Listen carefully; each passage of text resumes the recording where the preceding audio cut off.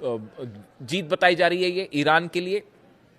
सिर्फ अगर हम सिर्फ दूतावासों की बात करें तो अब तक 5 देशों के एम्बेसीज पर ईरान के सीधे हमले हो चुके हैं। अगर हम इजराइल में बात करें, तेल अवीव पर जो हमला हुआ, अगर हम इसको पहला मान के चलें, तो इसके अलावा अगर आप देखें 5 जो अलग अलग जगह जहां पे हमले हुए, रियाद में हमला हुआ, ड्रोन स्ट्राइक हुई, शाहिद 136 ड्रोन रियाद में अमेरिकन एम्बेसी के ऊपर गिरा, बहरीन में मनामा में सीधा स्ट्राइक हुई, लेकिन ये स्ट्राइक बताया जा रहा है कि मिसाइल स्ट्राइक थी, ड्रोन स्ट्राइक नहीं थी।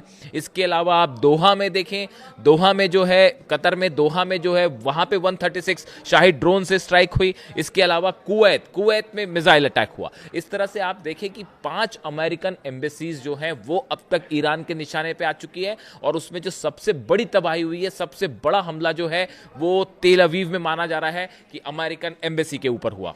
इसके साथ दूसरी बड़ी हमले की खबर इजराइल से आ रही है। इजराइल में बेन गुरियन एयरपोर्ट पर रनवे के ऊपर मिसाइल गिरी है, खैबर मिसाइल गिरी है। देखिए, ये बेन गुरियन एयरपोर्ट हमेशा से टारगेट रहा है। खास तौर पर आपने देखा होगा हुतीज की तरफ से जो हमले होते थे, उसमें जो हाइपरसोनिक मिसाइल्स फायर की जाती थी, बैलिस्टिक मिसाइल फायर की जाती थी, उनका निशाना बेन गुरियन एयरपोर्ट होता था। आप देखिए तेहरान में जिस तरह से एयरपोर्ट्स को निशाना बनाया गया, मेहराबाद पोर्ट को जिस तरह से हमले हुए, उसके बाद सीधा अटैक ईरान ने बदला लेते हुए तेल अवीव में बेन गुरियन एयरपोर्ट पर अटैक किया।